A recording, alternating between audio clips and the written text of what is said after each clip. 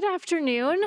We are recessing our executive session to call to order our work session today regarding the Moreno and Cascade project tax increment financing request. I'll let our clerk read the presenters and the item into the record. This will be the work session for the Moreno and Cascade Project Tax Increment Financing Request. The presenters are Nikki Simmons, El Paso County CFO, Crystal Latier, El Paso County Executive Director of Economic Development, Jariah Walker, Executive Director of the Colorado Springs Urban Renewal Authority, Moreno and Cascade Project Development Team. Good afternoon, Ms. Latier. Thank you. Proceed. Good afternoon, Madam Chair, Commission. Thank you for your time this afternoon to hear the request noted as Moreno and Cascade, the tax increment financing request. So a little overview about the request. As you all know, we have a transparent and thorough process related to tax increment financing requests. On the screen in front of you, you will denote the steps that we go through when the county receives a tax increment financing request. So as you know, we receive that request, and then staff within your Economic Development Office and Financial Services Office puts together an internal impact report. That report is then reviewed by our Internal Impact Committee. That includes your Chief Financial Officer, Nikki Simmons, myself, your county engineer, and your planning director, as well as your elected assessor. You are then brought that information at an informal meeting. And then today, we find ourselves at the working session with the Board of County Commissioners and the developer. Anyone listening in online, it is important to note that at a working session, no votes are made today. This is an informational session only. We also like to remind everyone that the purview of the blight conditions. And so as a reminder, El Paso County has no authority over the blight designation. The Colorado Springs Urban Renewal Authority follows state statute that outlines criteria for developing and determining blight. That is then given a final approval by the Colorado Springs City Council. For this project specifically, there were 6 of the 11 qualifying conditions of blight found within the project area. A little bit more about the project. So this is a project located in County Commissioner District 3, comprised of about 6 parcels on approximately 1.69 acres of land. The development is proposed to have 2 phases. The first phase will include a hotel development on the first parcel, parcel 1, denoted on the map, approximately 181 hotel rooms, a public lobby, kitchen and bar area, event space, as well as 30 additional public parking spaces. Phase 2 at this time is planned to be a residential development with kind of a varying plans depending upon 77 to 115 units of some type of multi-family housing. And we'll talk a little bit more about that in just a minute. Here is a site plan, and this is very specific to phase 1, so the hotel development. And then we've zoomed out a bit just so that folks understand the location of this development. You'll see the project is appropriately named Moreno and Cascade Avenue. So just a few blocks south of this building here. Here are some site photos. And then keeping in mind at this time, the proposed development has a cost of about $88 million. So the TIF request that's coming to El Paso County is requesting 100% of the county's property tax mill levy and 75% of our 1% general sales tax revenue. As a reminder, the county sales tax is 1.23%. The 0.23% is something that we never look at because that's our dedicated public safety tax. So this request is 75% of your 1% general sales tax. At this time, I will turn it over to our Chief Financial Officer, Nikki Simmons, to talk about the impacts of the financial request. Good afternoon, Commissioners. Nikki Simmons, Chief Financial Officer. As Ms. Latier noted, this project has two different scenarios that are presented. And so a couple of times we're going to talk to both of them, and a couple of times we just talk to one when we start talking about some nuances in it.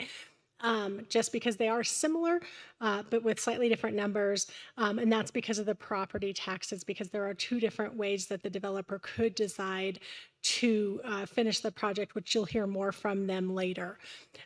So first, we wanted to give you an idea of the requests to all the governmental entities for tax increment financing. They're asking for approximately $28.4 to $29.2 million over the 25-year period, a combination of sales and use taxes, just sales taxes, and then property taxes from entities, the City of Colorado Springs and El Paso County being the two that have sales taxes. There we go. The way that these work, the URA contracts with a company called EPS to do an analysis about the impact to the county's revenue base. EPS is required to use the current mill levies, but as we know, El Paso County's tax situation, we are in a temporarily reduced property tax mill levy situation. So your financial services department recalculates these numbers based on our full mill levy to look at the possible impact. Because as we know, as property taxes change, we will most likely be reducing that reduction, therefore increasing our mill levy back to our full voter approved mill levy. And so based on EPS using our temporarily reduced mill levy, the request for property taxes is anywhere between 2.26 million to 2.35 million. When your financial services department recalculated those, the amount is between 2.7 to 2.85 million. Based on that full mill levy, it's an average per year of about $110,000 to $114,000 per year on average. That is about 0.08% of our overall assessed valuation and property taxes in the county. What that means for you is to look at the overall amount of properties that we're including in tax increment financing districts, and the county has set an idea of not wanting to go over 5% of our overall assessed valuation within property tax increment districts.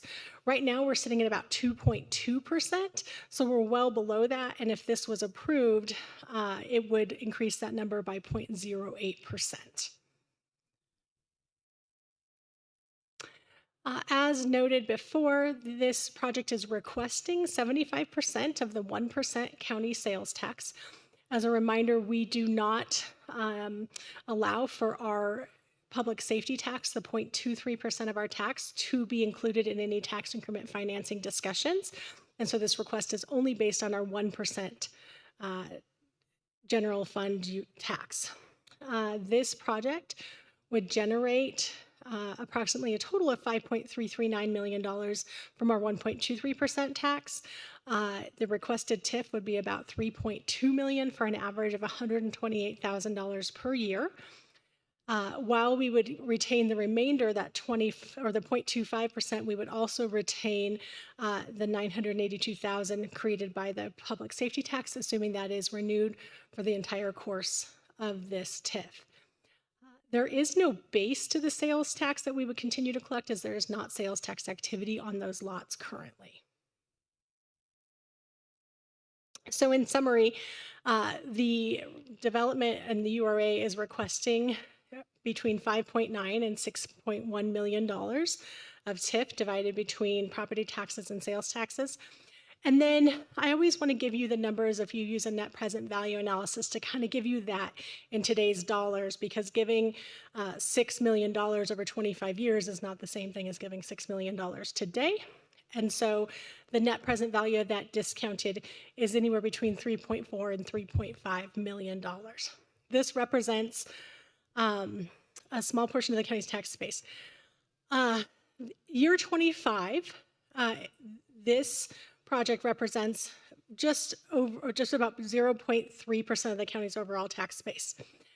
When you look at that, what we're concerned about is ensuring that there's not a Tabor hit in year 25, because the way that Tabor works is in year 25, when we give out, say, it's a couple $100,000 in year 25, and then that money does not count against our Tabor cap, but then in year 26, it does, even though the economic changes haven't happened. So we have been working with the URA as well as the development team to come up with an idea to be able to ratchet that down the last couple of years, probably 5 years, to be able to not have the impact to Tabor happen all at one time, with the assumption at that point that we would be over our Tabor cap. And so what staff is prepared to do is, when we are given a number from the board and given direction, we'll take that back and work with the development team and the URA to be able to come up with overall what that means to get to the same net present value, but structured a little differently. So this one will look a little different than we've seen before. Staff's recommending that we, on sales tax only, I'm not talking about property taxes, on the sales tax TIF, whatever we agree on, then we would take that back and get to the same net value, but maybe front load it a little bit, so that way we can ratchet it down over the last 5 years to mitigate that impact to our Tabor base. Commissioner Nelson. I have a question on this slide. So NPV is net present value. Yes. So can you explain the difference of the total El Paso County TIF and then the NPV of El Paso County TIF, those two different numbers, 5 million? And so we're versus three- talking about the 5.9 compared to the 3.4 right here. Absolutely, Commissioner. So the 5.9 million is just the total of all the funds that they would receive, but it's over a 25-year period. So that, like I said, is not the same as giving them the same amount of money today, because in order to build the project, they have to finance, so it's usually around double over a 25-year period because of the financing and paying for it over time. Just like when you have a mortgage, you end up paying a whole lot more for the payments on that than the initial value of your house. And so when we use a discount rate, which is essentially an interest rate, we discount that back to today's dollars. And so when you're talking about how we think of money in today's dollars, it would be like the same thing if we could give you $3.4 million today, or we could give you $5.9 million broken up over 25 years. It gets you the exact same buying power. So when we're looking at these numbers, should we be focused on that 5.9 or the 3.4? I think I look at it both ways. It depends on what you're comparing it to. So one of the questions I've received from the commission is comparing that to the value of the improvements that they have to build. And so with that, I would compare it to the net present value number, because they have to build those improvements now. So if you're going to spend $10 million now, you need to compare it to what the payments will be discounted back to today.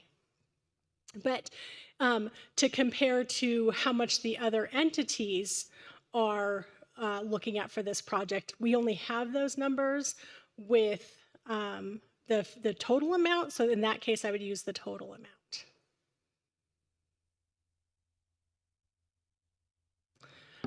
So to talk through, so your financial services department, as well as the rest of the TIF analysis team, look through the project to see what the costs would be to bring these new residents into El Paso County, along with any cost to support the proposed businesses that they're looking at. So this development is looking at a hotel, as well as either some sort of residential housing. That's the difference between scenario 1 and scenario 2, and a restaurant. And so, as you're aware, hotels bring law enforcement, public safety costs, and restaurants, kind of a similar idea. We do public health inspections, things like that. But also, really where the costs come for the county is when the residents come in. But they also bring in a revenue source. So we consider all of that when we're looking at how much it's going to cost the county, as well as how much the increased revenue is. This project doesn't have significant impacts to county infrastructure as the project's located within the city of Colorado Springs. So there's not going to be degradation of roads that we're responsible for, anything like that. But there are additional costs that come to the county to cover things such as human services, justice services, the jail, public health, et cetera.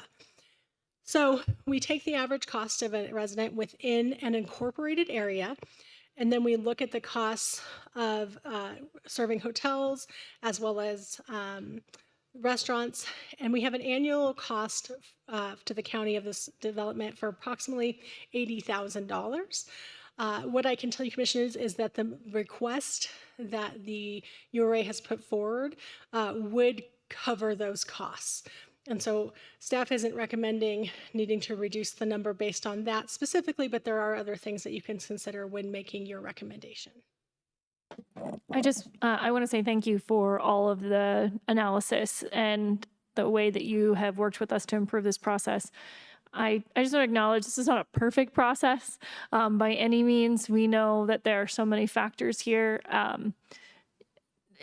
But we're doing the best that we can to try to get to something that is reasonable, to do a good analysis. For example, if this is a hotel, someone may come and stay here and decide to drive out to the paint mines, and there would be an impact to our roads. Probably not from a few people, but obviously the point is it's very hard to completely isolate all of these pieces. But I really appreciate that we are working hard to get to some reasonable estimate of the impact to the county. Thank you.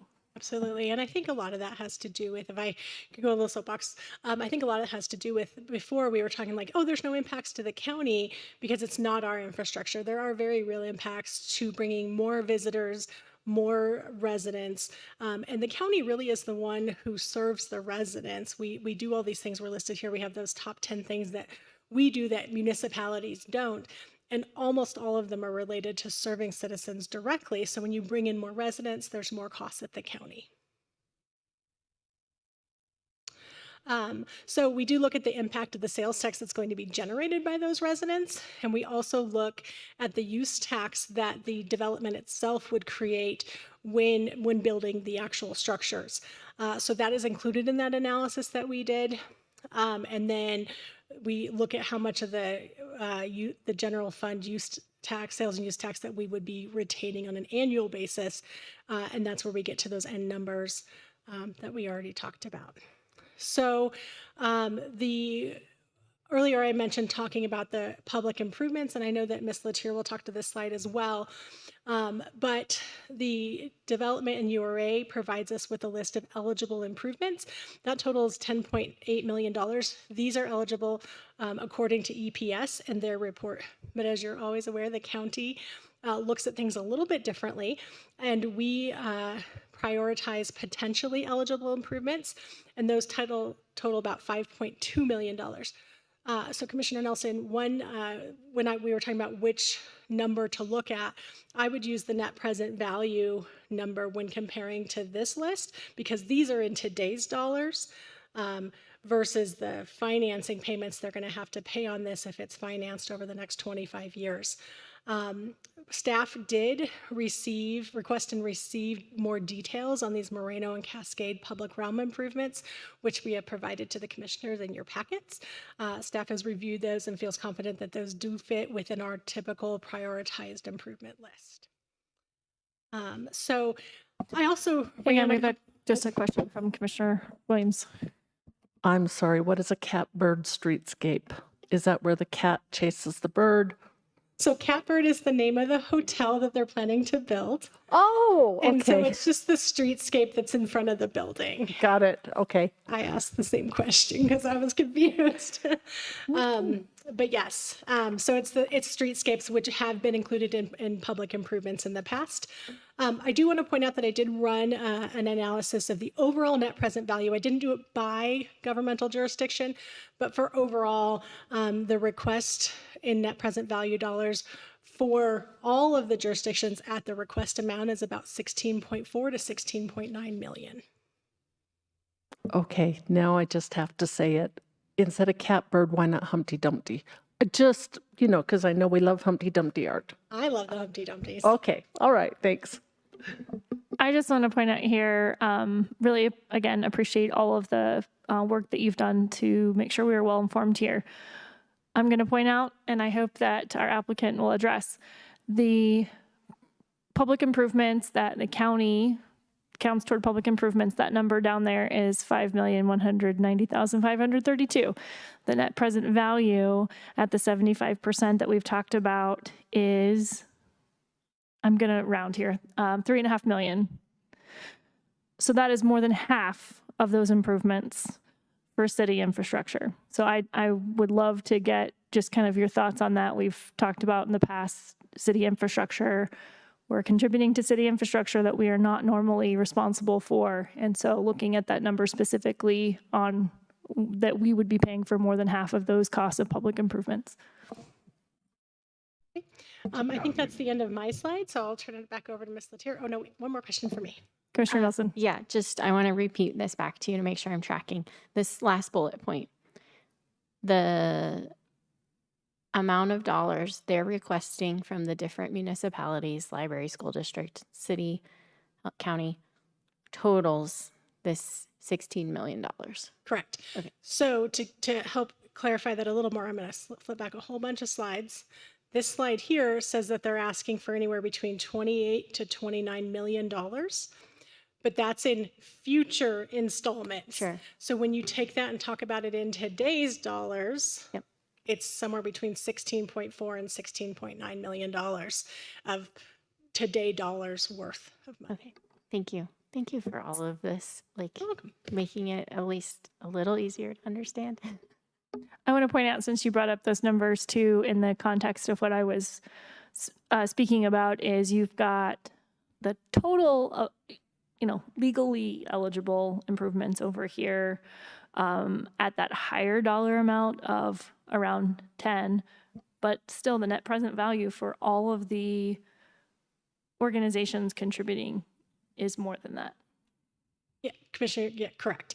I will add one little nuance that I was just made aware of, and I have asked the development team to talk more to that, is that there is also a public parking component that wasn't included in this listing, even though it exists, and we have considered that as a El Paso County prioritized improvement in other projects. Okay, so hopefully they're going to address what the value is of that public improvement that's not listed. Correct. Great, thank you. Yep. Okay, thank you.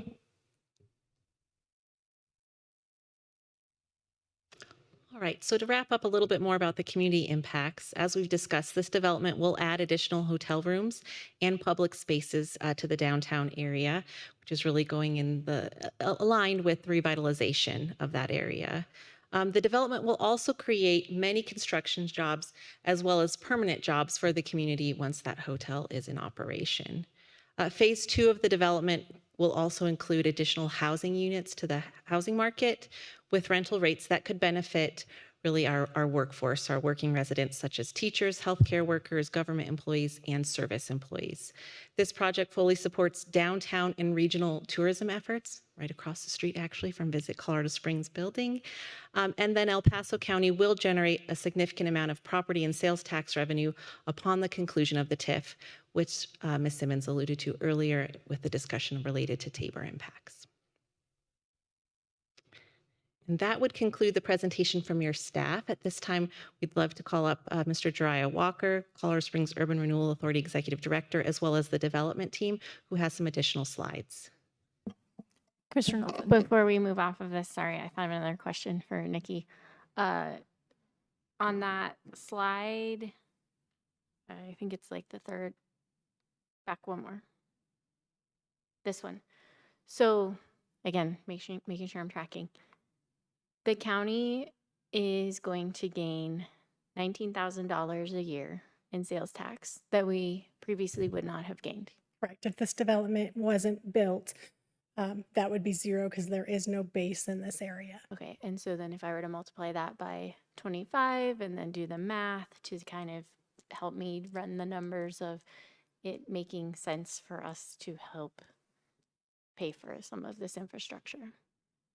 Is that already on here somewhere, or I can do it really quick? It might be, I don't think it made it to these slides. And so you'd have to do math either way.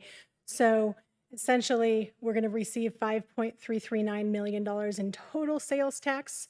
And then the TIF request is for 3.2 million. So the difference between those, which is about 2.1 million, is the amount that we would get to keep. Of that 2.1 million, right at $1 million is public safety tax. So probably just over 1.1 million is the general fund, like the other 0.25%. Okay. I can get to that same math another way, which would be dividing the 3.2 million, which is 75%, divided by 3 to get to the other 25%. So again, still about that that $1.1 million number. Okay. Thank you.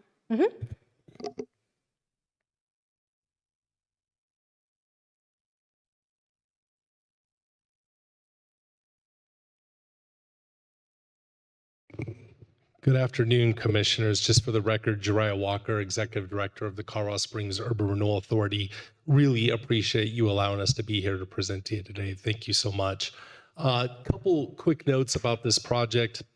As far as where we're in the process, we did just get through School District 11. We got a unanimous vote on this project. We also got a unanimous vote through the Southeastern Water Conservancy District. We'll be at the Pikes Peak Library District next month, and the goal is to ultimately get this through City Council before the end of the year, just to give you a time frame.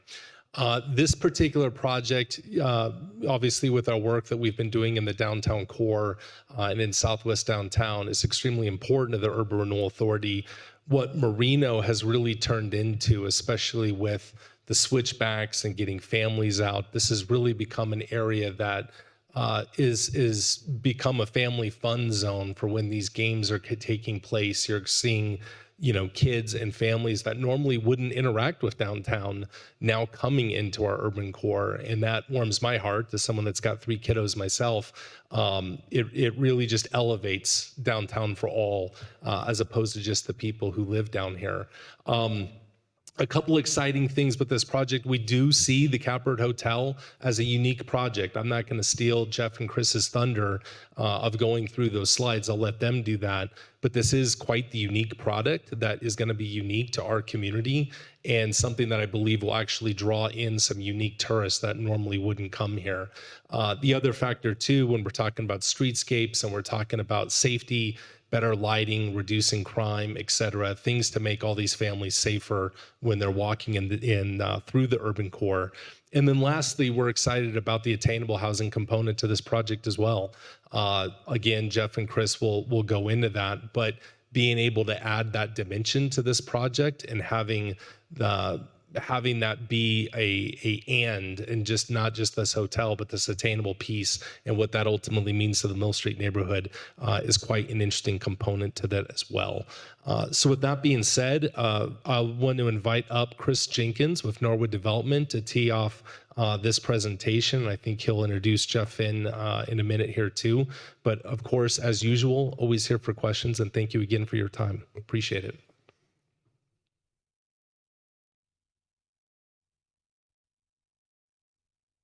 Good afternoon, Commissioners, Chair Geithner, Vice Chair Williams, the new ones, Commissioner Applegate and Lauren Nelson. Great to see you. And thank you, executive staff, for having us today. I'm Chris Jenkins with Norwood Development. And it's been a little while since I've gotten to be here. So you've gotten to kind of zoom in with what Nikki was able to present. I'm going to just take the viewfinder out a little bit, and if you'd indulge me for a second. Let's see. All right. Great. Many of you know, but for those maybe that don't, Norwood has been around in our community doing work for over 50 years. I hope that you get to visit many of the places that we've built. Be it Shields at Interquest, or maybe live in one of our neighborhoods, be it Wolf Ranch, or travel to First and Main. But really, we actually have investments projects in each of the commissioners' districts. And in that 50 years, I know we're here about a project, but I think it's important to know that we think about how we build in partnership with all of our government entities that we work with and get approvals from, get authority to do things from, as well as the rest of the community and stakeholders. It's not just a project or a transaction at a time, but about how do we collectively partner for the long haul to do a great job for our county, for our city, and for the economy and well-being of our citizens. We get to do work with you all and very much appreciate that there is a free enterprise, private property rights oriented mindset and value set of this community. We've had it for a long time, and I think we still hold on to that.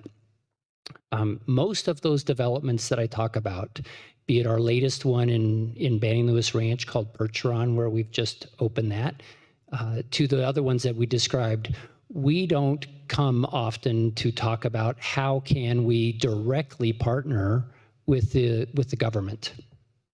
And I wanted to bring that up because it kind of starts to speak to some of the questions that you all had about what does this go for, who's responsible for it, and why is it necessary? But before I get there, downtown has been on a trajectory for a long time. And the reason that there's a 1991 Downtown Action Plan, the 2008 Imagine Downtown Plan, the Experience Downtown Plan in 2016, actually there's a ton of plans that have happened, including some by the Urban Land Institute. It's really because when you have a development of a city that actually runs its course and becomes in places functionally obsolete, you also have functionally obsolete infrastructure. And so contemplated all the way back even in 91 and through these plans has been what are the kinds of tools that can stimulate private investment to revitalize a tax base to support the broader community and to pay for all those things that you guys did a great job of identifying all them. And so as you all know, this isn't, you said it's not a perfect process. I don't know that there ever will be, because what we're trying to balance here is how do you move forward, create investment, create opportunity for the well-being of the community long-term, but also not grow government unnecessarily. And so I recognize the policy decisions that you're about to make, and I won't say sympathize with them, but I get that they're not straightforward. So I really appreciate how your staff has broken it down and how that we get to have this work session with you. So in downtowns, one of those tools is why there's the state came forward with statutes that set up urban renewal authorities. And thank you, Jariah, for all your help and your board's help in getting to this point. But the goal of that is really not because, in my view, that people wanted to originate by growing government's involvement. It was actually because these urban areas were not getting reinvested in. And so how do you remediate blight? How do you attract private capital to improve the tax base? And yes, step into things that philosophically may be a stretch for government, but nonetheless are tools that are necessary sometimes in order to get advancement into our economy and into the future tax base of the city. So I'm going to use an example of one that actually I got to be in front of this board years ago, but it wasn't that long ago that just right outside these doors, this is what our downtown area around here looked like. This is when Chrissy Fowler Lumber, some other Berwick Electric, but all of these businesses had actually closed and left. And it was, tax base fell to the floor and there was not much. In fact, I was kind of laughed at when we started to acquire property in here, like, are you guys nuts? Well, we still may be, but we acquired things that had this kind of in the environment. It wasn't, again, that long ago, but we set out for a vision for what could a 21st century downtown urban environment be that would be a next step forward in being a great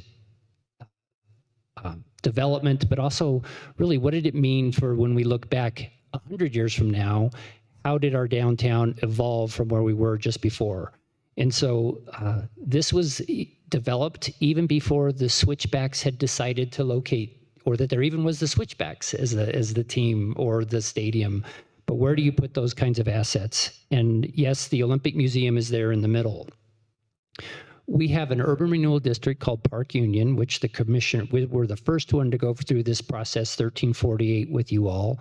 And that urban renewal project is established and has done a number of really fabulous things, including things that would not have been able to be done had it not been for the tool of urban renewal. About a $60 million investment in public infrastructure has been put into this area. The reason that it had to be a public-private partnership is that the government did not have the funds to replace the dilapidated, worn-out clay pipes, no ADA accessibility with sidewalks, in some cases no sidewalks, did not have a connection to America the Beautiful Park. And so this investment of roughly $60 million has been made. And if not for urban renewal, we would not be there. I have to also just comment, because we get asked often, like, when's the next thing coming?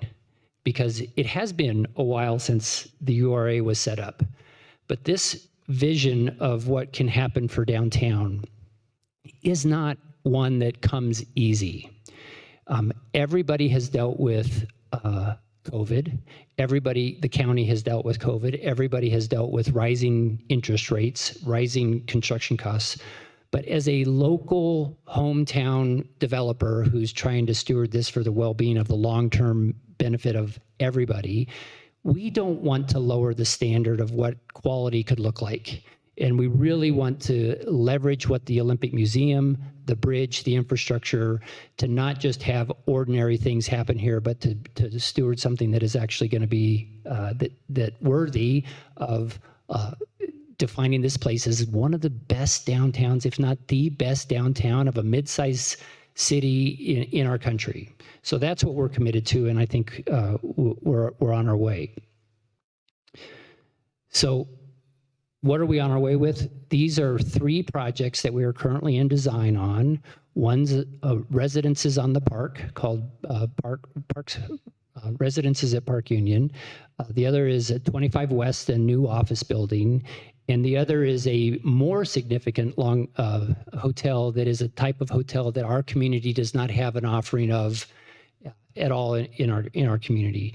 These things take a long time. And of all of the things that we get to build frequently in these subdivisions, in retail centers on the Powers Corridor, at Interquest Parkway, in Wolf Ranch or Mesa Ridge and Fountain, or our retail in Manitou, downtown redevelopment, it just is the hardest. And I don't like being here to have to go through the process or the uncertainty of how can we figure out how to do urban renewal, but I can just tell you that but for some of these tools, this stuff isn't going to happen. And so Jeff will get into answering some of the specific questions that Commissioner Geithner and Nelson had, but I just want to maybe tee it up a little bit before I turn it over to him, that, and I know you guys know this, but in all of the developments that we do, like at Interquest Parkway with the Shields and these massive sales tax providers, we are in every single activity, be it a new home, a new subdivision, a new retail shop, a new retailer like that, we're partnering to be a stakeholder to increase the well-being of the general fund of the county. And sometimes there's things that actually are windfalls that actually have much more revenue than actually take expenses. And other things end up being more costly than they actually generate on their own. And that's just the imperfect nature of how does how do taxes and payments for taxes and where does it all come from? How does it work? So ultimately, we believe that that what we are requesting is essential to the project, but it's also, and Jeff will talk about, what are those other dividends that come to the city because of this project happening? And if not, that would never accrue to the benefit of the citizens of El Paso County. So with that, Jeff? I was going to say, unless there's any questions you want me to take now, or just let Jeff keep going, but jump in whenever you all care.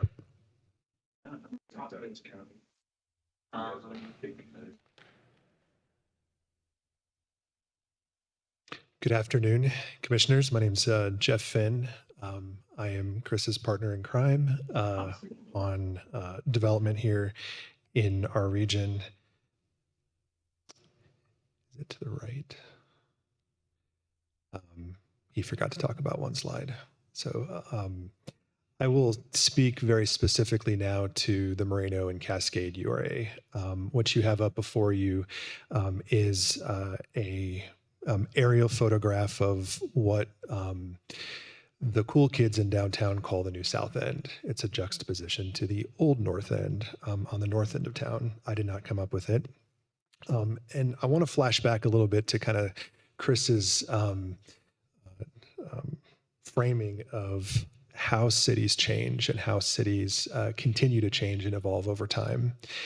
And downtown, as our oldest neighborhood, General Palmer originally staked out the land that is in this area as the original meets and bounds of the city.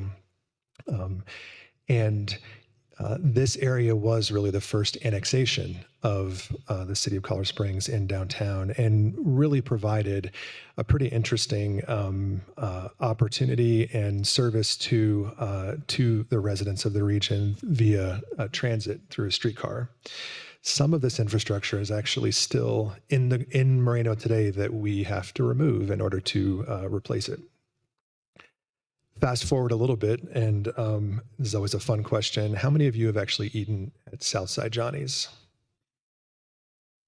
So Southside Johnny's existed for a long time at the northwest corner of Tejon and Moreno, and was an original restaurateur pioneer.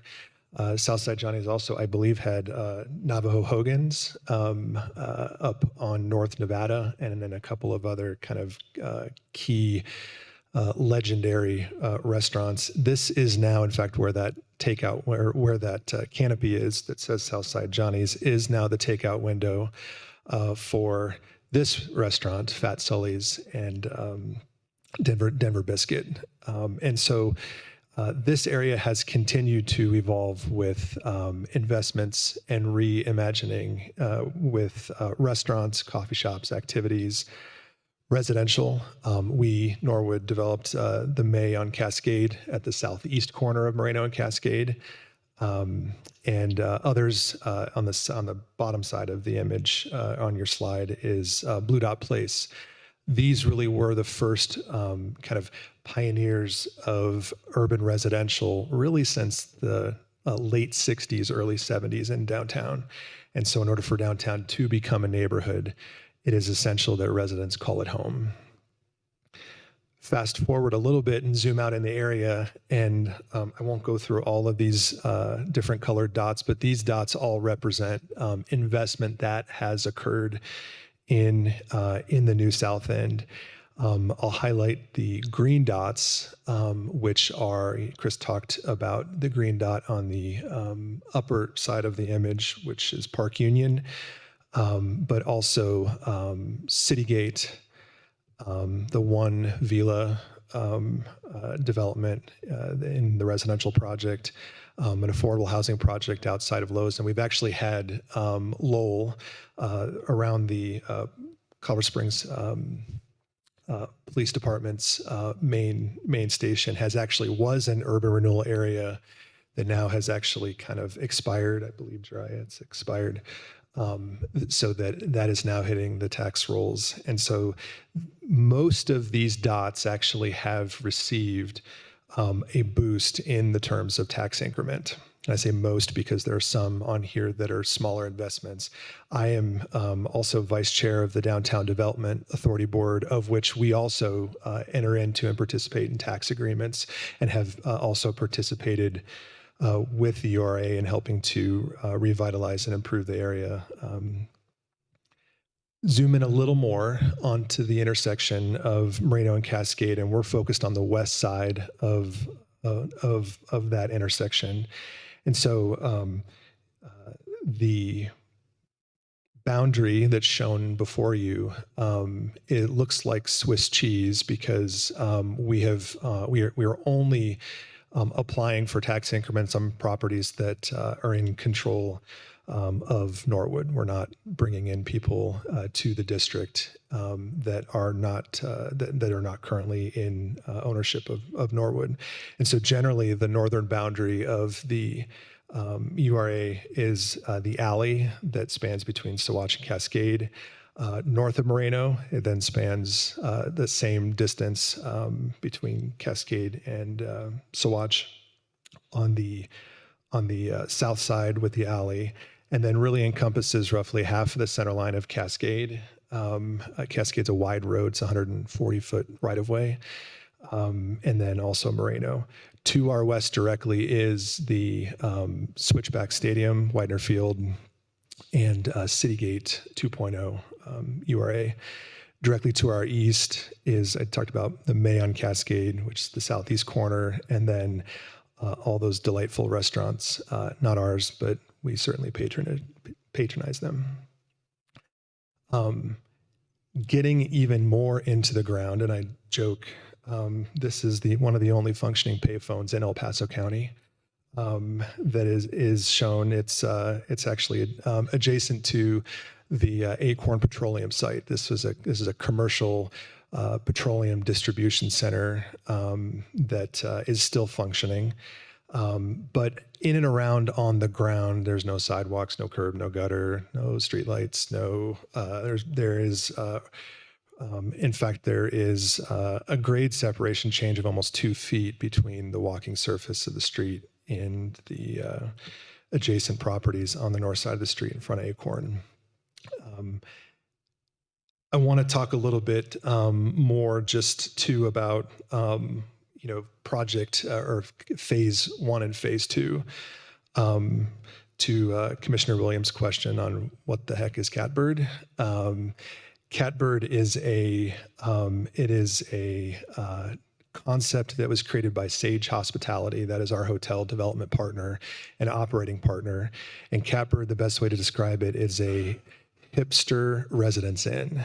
So think extended stay hotels, and that the interesting secret sauce is that the room transforms. And so the lower right-hand corner of the image shows the existing Catbird Hotel in Denver. This will be one of 15 across the country that Sage is working on.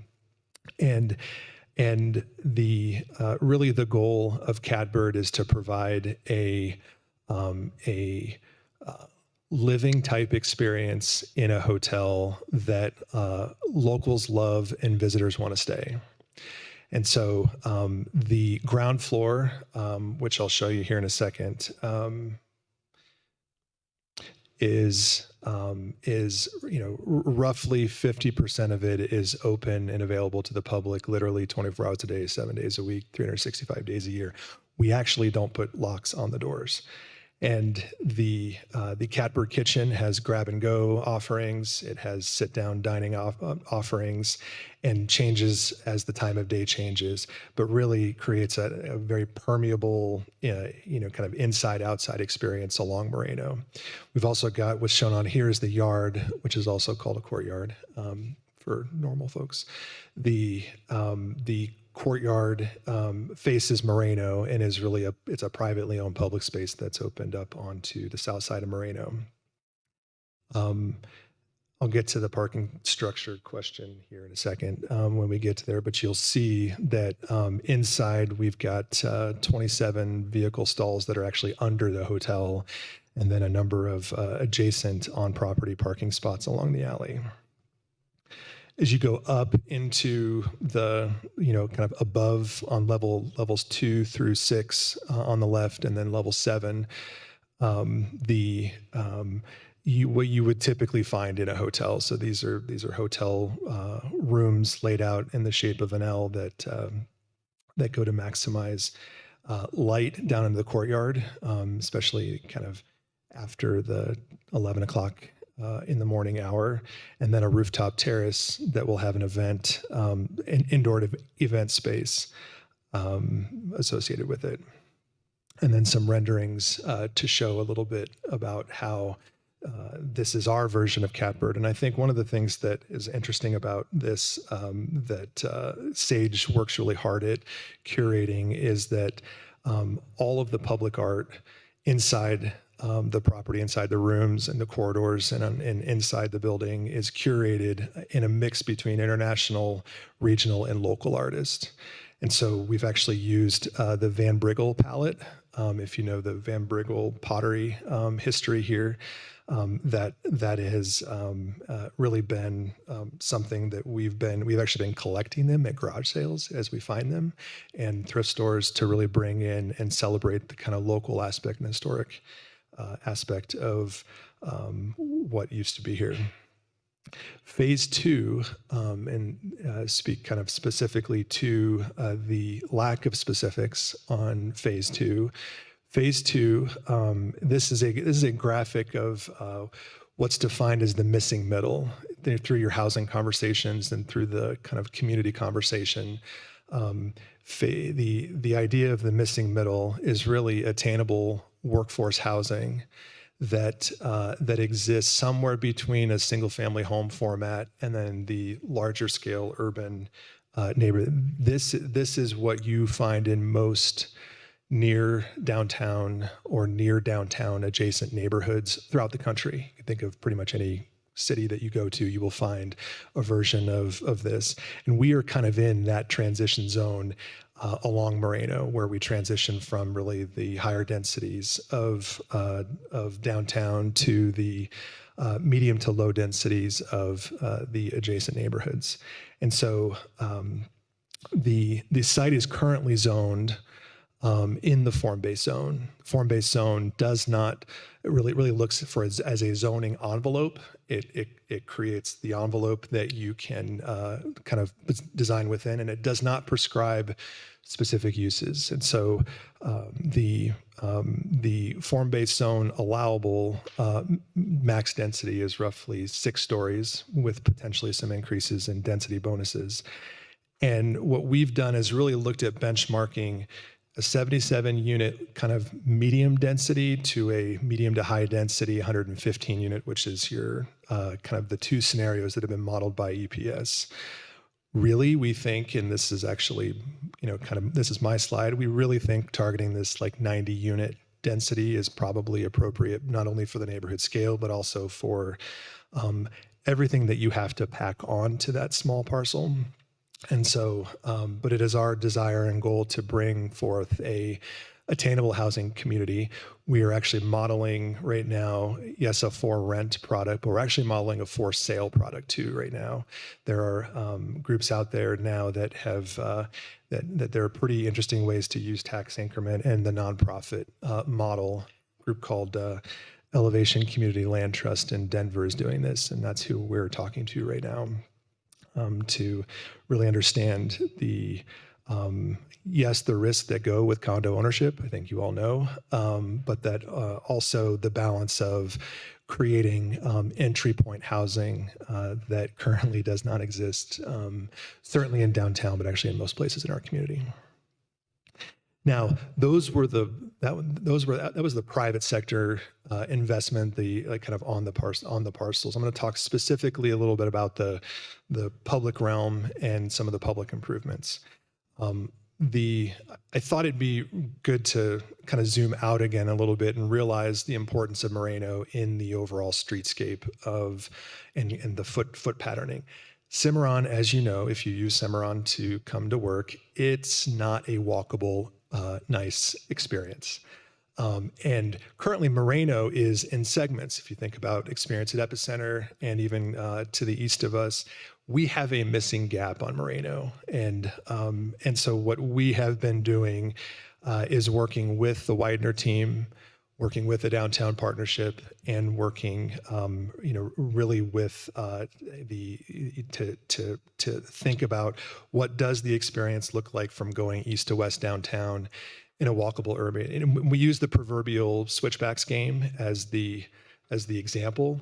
You go have a drink at Dos Santos. You then wander and currently stumble across the intersection of Moreno and Cascade, avoiding cars because it is not safe. You then walk in Moreno and then come into the backside of the stadium through their ticketing gates.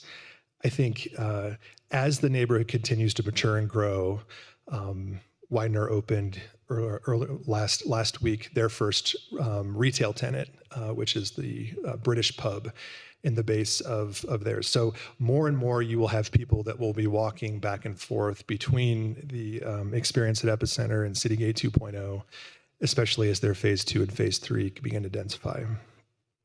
And so what we have identified in that is the in kind of two different buckets, a tier 1 and tier 2, a whole host of public improvements that really go to help remediate and eliminate blight within the URA. Demo and abatement, we're tearing down multiple buildings. We're in fact abating them because half of them were built out of asbestos. The utilities, reconstructing the utilities both within and to the sites. Streetscapes, I talked a little bit about Moreno. It's reconstructing the streetscapes, both of Moreno and then half of Cascade, and then connecting those into the existing streetscape on both the east and west side. I'll skip over parking for a second. Others, public lobby, public art, alley improvements, and then the attainable housing component, which through the URA process is considered a public improvement. The ones that are grayed out are actually not in the calculation of the $5.19-ish million that I think the county staff has gone through your filter of what you all would consider as priority investments in public improvements. Did have parking grayed out because, not because you guys don't usually consider that or we don't. I think it was not included in the original list of public improvements via the URA and EPS. And so the value, the garage only, and I've split the total cost of the garage at roughly $2.46 million. Some of that's the hotel's responsibility, like we would have to build it anyway, but really roughly $2 million of that is the garage. And we can get really detailed. That's the podium, the structure, the actual slab, and then the systems that go to support a garage, like exhaust and fire suppression and a number of those systems. So tried to come up with a summary slide that is to speak to a number of the kind of different topics that you guys have considered. One is the phase 1, phase 2. I think hopefully there's good understanding on the kind of what are we proposing in the hotel and proposing in the for the housing community. The total construct of the 10.8 million, of which the county has said 5.19 is eligible and prioritized in their filter. In total, and I've added up really regardless of who gets it, meaning if you guys decide to pledge some to the project or you guys keep a percentage, this should we, the developer, say yes to this project, phase 1 and phase 2, the revenues that go through your coffers are roughly $9.83 million. That's the existing and new property tax for the county. That's the sales tax. Again, it's the 1.23%, and then divvy it up however we may. The sales and use tax, my calc is actually smaller than yours somehow, Nikki. I don't know how I had roughly $210,000 or $212,000, I think, in $212,000 in sales and use tax on construction. And then when there's a sales tax or a sales tax transition, on that sales tax receipt is PPRTA. And PPRTA, I believe roughly 30%, the way that the city and the county split it is roughly 70% to the city, 30% to the county. You guys are actually better experts at that than I am. But really the county share, which is the 30% of that, is roughly 1.28 million. And so that's really the full pot of discussion. And then what really we are asking is that 100% of the property tax revenue and 75% of the 1%, which would still have 25% going back to the county through the 25 years, which equals roughly $6.1 million. And then the county would be receiving $3.7 million of that 9.83, with roughly 3.57 of that new. That's some of that's existing. So hopefully that kind of lays it out maybe a little differently. And just wanted to tell you a little bit too, just about where we are in the process. Dry talked about the process of where we hope to go.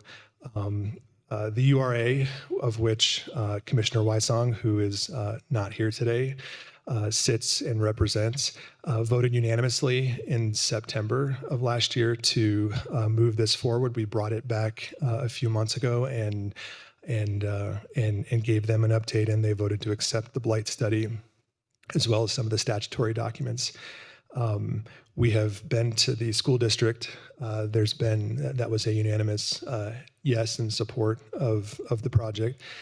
We have been to the Downtown Development Authority Board, of which that was unanimous in support, and have been to work session at the Library District. We're here obviously today, and then look to finish with you all in November, with the Library District also in November, and then head to the City Council for their review as well.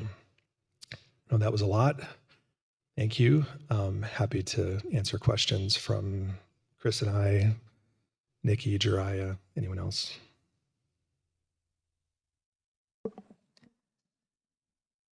Okay, I know it's sinking in and there's some thoughts going on here, but I do have one question I want to make sure I'm understanding correctly. The parking structure, and I'm going to ask our staff separately to talk about how that fits into our typical improvements that we recognize, but you're saying that that would be in addition to kind of the 5.19 improvements there that we have looked at previously. So an additional 2 million, making that just over 7 million. Is that what you're? Yeah.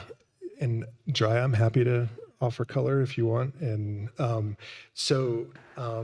I think when we were working on kind of creating the list of public improvements originally with EPS, I think the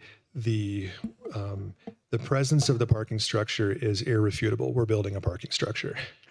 The question really became, how is that accessible? And with this particular parking structure, it is accessible through valet. Now, the valet does not ask you, are you a hotel guest or are you a local? And it's only for hotel guests. No, that is not what happens. The parking structure, and so this was a little bit of an ongoing debate we had with the URA's consultant on what counts as quote unquote public and accessible. And this was, you pay money. It's just who parks the car is the question. And so that ended up being, we did not end up including it in based on the recommendation of both the consultant and the URA. I think regardless, we're building a parking structure, it's accessible to the public, and the value of the garage by itself is $2.075 million. The remaining costs are really what are burden costs by the hotel. We would have to build those anyway. We still have to build the columns that go down through to support the structure above. So some of those, that's really the split. And so should the county decide if that for them is an eligible improvement or not, that would increase the 5.19 to whatever the math is. I'm also bad at doing public math, Nikki.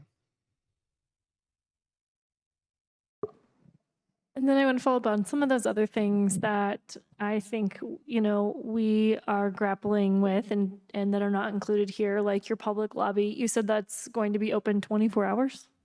It's 24 hours a day, 7 days a week, 365 days a year. So there are a lot of challenges that go along with that. So I'm just kind of curious if this is truly going to be a public asset. People coming in, what limitations? There's a lot of kind of history, there's a lot of legal. I'm going to mention one in particular, which had to do with petitioning for political purposes. Once that has been publicly funded, there are a lot of things that come along with that. Is that truly what you are envisioning, that is going to be open to all those free speech efforts? How is that going to function? Is that truly what you mean by a public space? Is that it would be open for all of those types of activities? It's great question. Maybe slightly different than fully funded public facilities like libraries or county buildings, or I think all are welcome, not all behaviors are welcome. And so I know that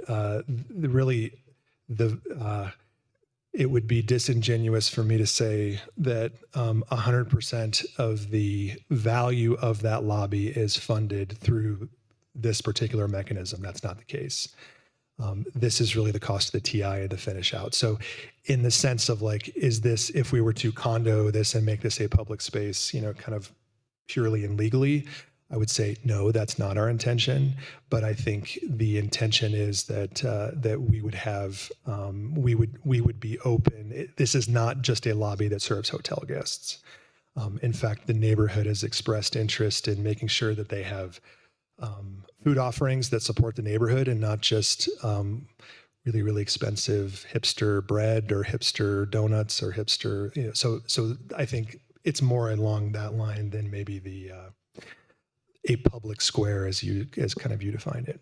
I'm just going to suggest, I'm not an attorney, but there are some other projects I believe that were URA related, that there were funding provided and there were lawsuits regarding allowing all of those free speech activities. So not my project, but I'll just say, I think look closely at those and what public funding going into those areas does open up in terms of those types of activities, and make sure that, if we're presenting it as a public space, that we all have an understanding of what that is, because I do believe that there were other projects, again, not an attorney, but anecdotally, where private property that helped have these kind of public improvements were required to allow those folks to participate in, like I said, those type of free speech activities because there were public dollars funded. And I just want to make sure that we're all on the same page of what it actually means to have a public space and do those things.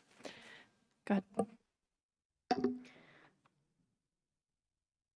Maybe I should have already understood this. I want to clarify that what we would be voting on is in regards to phase one, or is it both phase one and phase two? Or will you be coming back to us later potentially for a phase two numbers and all of that? Commissioners, this request is for both phases. However, for example, if say something didn't get built, there's nothing that happens because then the money only goes if the project is built. And so we're considering both things as one URA project, but the money would be sent through the tax increment financing based on if it's developed or not. Okay, so I mean, I don't know if it makes sense to ask this now because you're still in development of phase two, but when you're speaking to that, the concept would be for, attainable housing. I'm just curious if you plan to tap into other resources of grant funding or things to, because if we are going to help contribute to some of this infrastructure and that being sort of a carrot, then I want to make sure that at the end of the day, the costs of those units are not changed and later on down the road, and that we truly are going to be ensured it's attainable housing, affordability, that sort of thing. Yeah. And sorry, just the reason I ask about other options for payments, grants, things is because I've learned from other URA projects that they're sort of locked into what they can charge for rents and because of those other avenues that they can pursue for financing.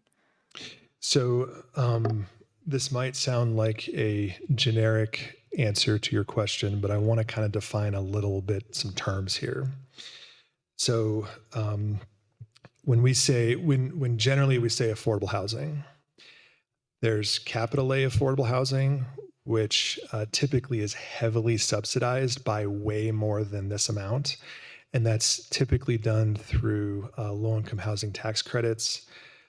The state actually has its own matching tax credit to go with that. Those are federally authorized, state distributed. And then really that's Crystal's other job, I think, and is which we have worked on a number of capitally affordable housing projects together with the county and the County Housing Trust Fund as well. I think the other side of the equation is little a affordable housing, and this is where attainability really comes in. Attainability is really measured off of area median income, AMI. And that number is actually benchmarked by CHAFA at the state level for every county every year. It gets reassessed every year. El Paso County's is out there published. I think it gets republished here in the spring. That benchmarks the size of a unit. So studios, 1 bedrooms, 2 bedrooms, 3 bedrooms, I think all the way up to 4 bedrooms, and then gives it goes from 10% AMI, so folks that literally make nothing other than whatever can be had, all the way up to 150% AMI. As you start to move up and down that scale of affordability, the tools change, and so as you start to be able to charge more rent, you don't need as much subsidy. Right now, what we have said is we're interested in workforce housing. Workforce housing is defined, not by me, but others, really in this 80 to 120% AMI range. And so that supports, a studio will support a teacher at entry level. It'll support a firefighter. It'll support a sheriff's officer, a police officer. It really meets this entry into the workforce level.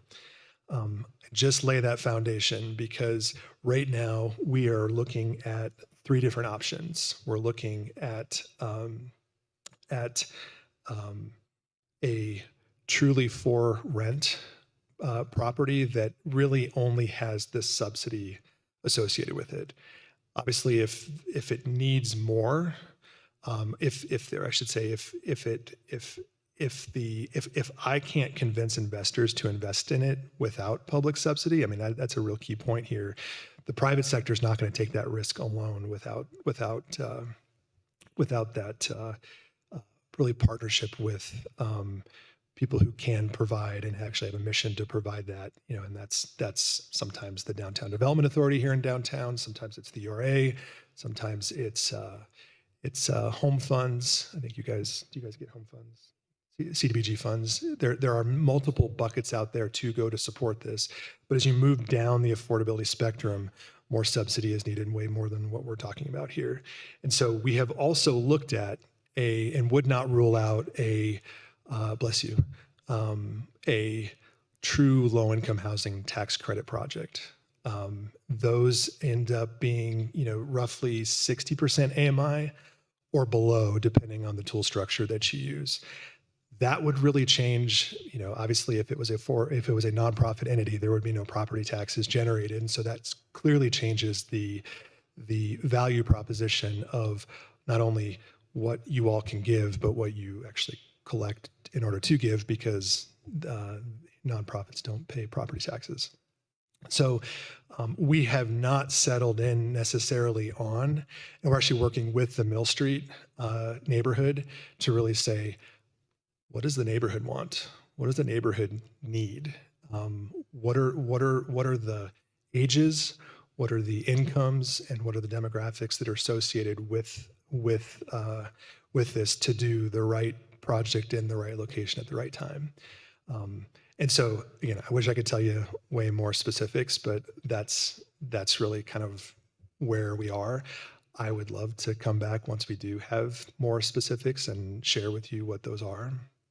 But I don't believe the vote actually is subject to that.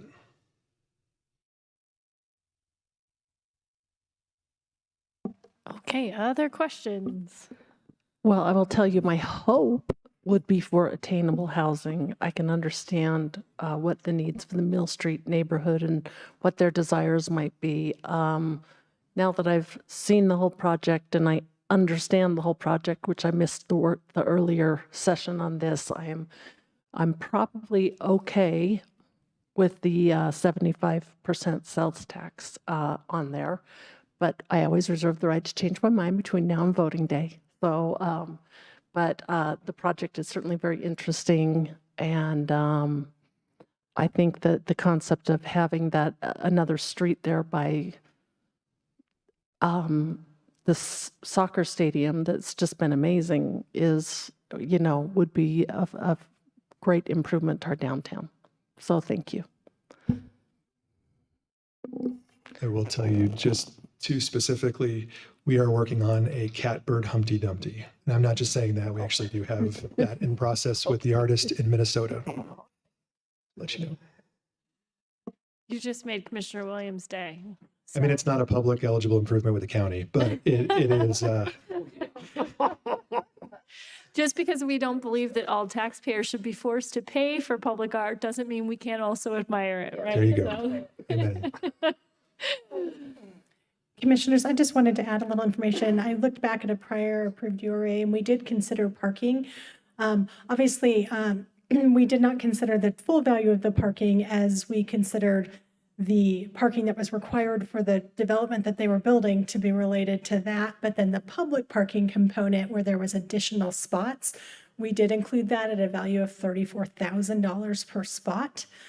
Building parking is very expensive, as most of you are probably aware. So I would ask the developer to get us information on like how many additional spots they think there might be in addition to what's required to build the building. And so then we could possibly interpret or extrapolate a value of the public improvement there, if you're comfortable with that. And I might be more interested if there is going to be street parking on Cascade. I'm sorry, but The second you said valet, my husband texted no. I'm sure in his mind he heard that word somewhere, wherever he is, in the air or in Michigan or whatever. You know, the second you say valet, my mind has to shut down, because then I think I'll take the risk of hitting the concrete in the El Paso garage here, which we've talked about today too. Right. And, So and I just want to point out, with you know, I think there's a perception that valet is very expensive. I have no idea how much this would charge.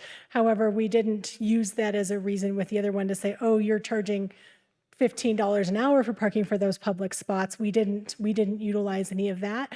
And so I would think that this could be fairly similar if the commissioners are willing to. I mean, we can get you the data no matter what you do with it, but I would love to at least get that data. there's a way to compare it, I'm sure, even if Mr. Williams won't park there.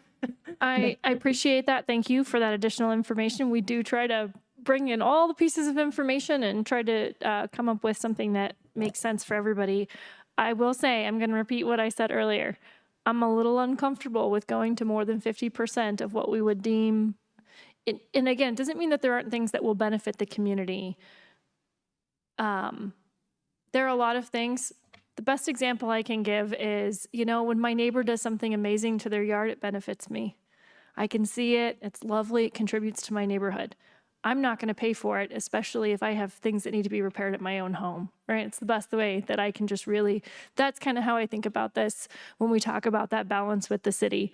And so when I look at that number of 5.19, looking at the net present value, it makes me a bit uncomfortable to be at more than half of that, because at that point I say, the city is responsible for their own infrastructure. And if we see that as the number that is, I don't want to say worthy, because again, it doesn't mean that there aren't other things, but if those are the type of things that we would be willing to pay for in our community, that we would think were appropriate for government responsibility, that number being closer to a 50%, not over that. And so we're a bit over that at, $3.5 million net present value. So I would like to see what the addition is of that parking. If that gets us, if it was 2 million, I don't know how many parking spaces there are going to be. There's a lot of parking spaces. But that would get us right about to that 50% mark at the 75%. And that would make me more comfortable with that number. Short of that, I would be asking if there's any wiggle room in there to still make the project work where we could get to that 50%. That's not a hard and fast rule. I see the value to the community. That those are things that would make me feel like I am doing my due diligence as, for the community. And Commissioner Nelson. Yeah, and currently that parking is not included in that 5.19, and I appreciate that and want it to remain that way, just based on hearing what that parking, that it is going to be valet is needed. It just, to me, limits accessibility for the public. So when I think about the total amount of dollars that the county is contributing, I really love this slide, by the way. Like, I love how you broke out the numbers. It's for numbers, people. Yeah, thank you. But so I appreciate what Chair Geithner was saying about the 50% of public improvements.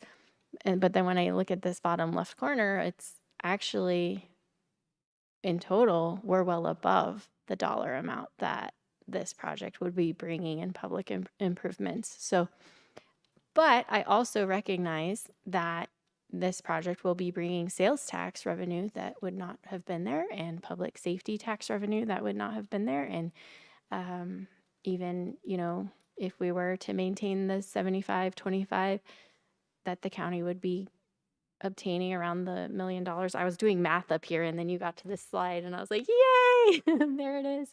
But yeah, so I just am wrestling through some of that. And I know there's been conversations offline that I appreciate and hold a lot of respect and admiration for those of you who are visionaries and wanting to revitalize our community and can dream big dreams of what things can look like.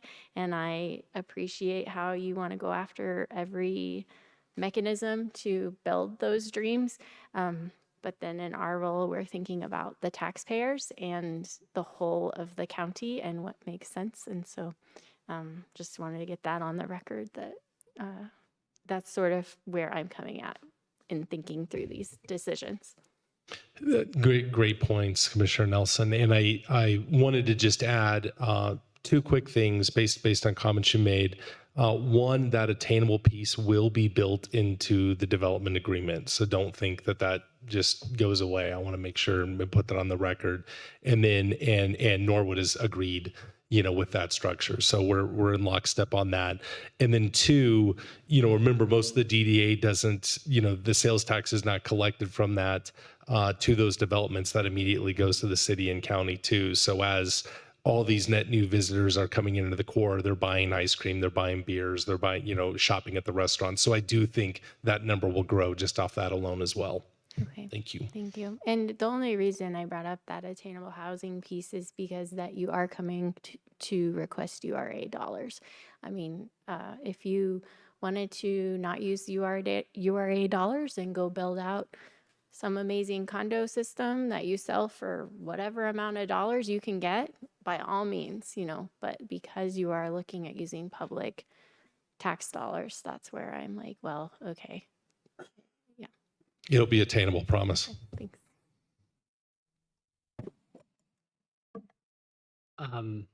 Hi. Thank you for being diligent and for giving us the opportunity to have a little bit of discussion, even though it's formal in the setting of the dais and all, but to be able to hear it and talk back and forth is, I think, really productive and gets to good information as you all distill down to your final, as you get to your final vote. I really like how you are trying to develop a principled zone of where it feels like this makes sense for the county relative to, for example, the city. And I think the number of being, should it be half or more than half or less than half? I mean, that's a kind of a subjective thing. And so too is this other side. And that is, I just have to tell you, I don't know that we can pull this project off.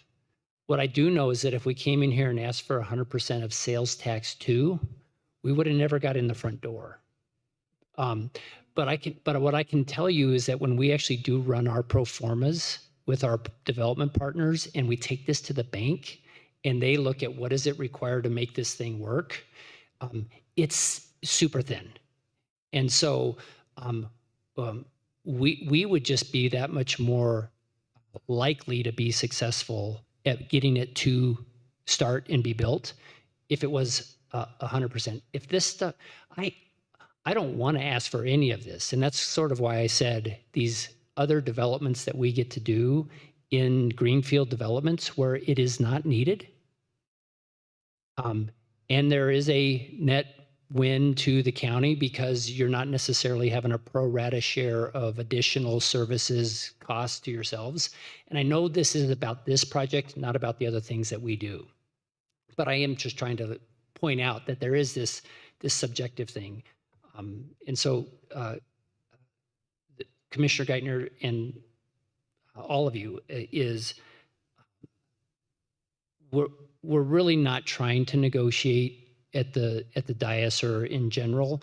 What we're trying to do is to say, look, if this gets done and under these arrangements, there is actually a really significant ROI to the county that we are not otherwise getting. And so I offer that because this mindset about okay, well, what does it take to grow the tax base for the county?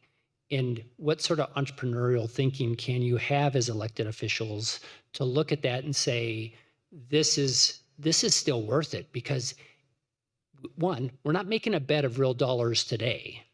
We're only making a bet is if these guys can bring it to fruition. And if we do, your dividend is actually to the taxpayer is significantly more than your costs. And philosophically, I understand what you're saying about we're in the city, this is the city's responsibility. But we're also trying to move forward in something that has a benefit that actually raises the boat for the county, for the school district, for the library, for all of the districts and in the city.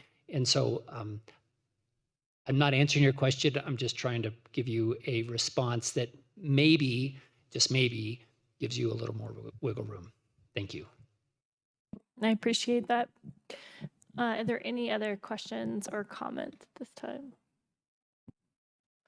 I do feel like I need to put one more thing on the record quickly, and that is I appreciate all of this dialogue. I think what we see is both our policymakers and our, entrepreneurs in our community really working together for the betterment of our community and struggling through what are not easy decisions and not easy calculations. So I really appreciate that. But I'd be remiss if I didn't say, this county has worked very hard and had to make some of the hard choices to keep us on solid footing. I credit our county administrator with much of this and our finance team. We continue to see people to reach out and want more from the county because we're on more stable footing than other jurisdictions. But if we don't continue to make wise choices, we will not be on that solid footing. And so you've given us much to think about and calculate here. I really appreciate that. I think the process, and huge thanks to Crystal and her team, because this process is one that really truly allows all of us to think through it. So I really appreciate that and look forward to having future discussion when we get to the decision-making point on this. Crystal, do you have closing comments? Thank you, Madam Chair. Just for those tuning in online, wanted to be transparent that that vote is currently planned for November 18th. Okay, so we'll see you back on November 18th. I thank you all for this. With that, we're going to adjourn this meeting and we are going to return to our executive session before we adjourn our regular meeting for the day. So this meeting is adjourned and we will be in executive session.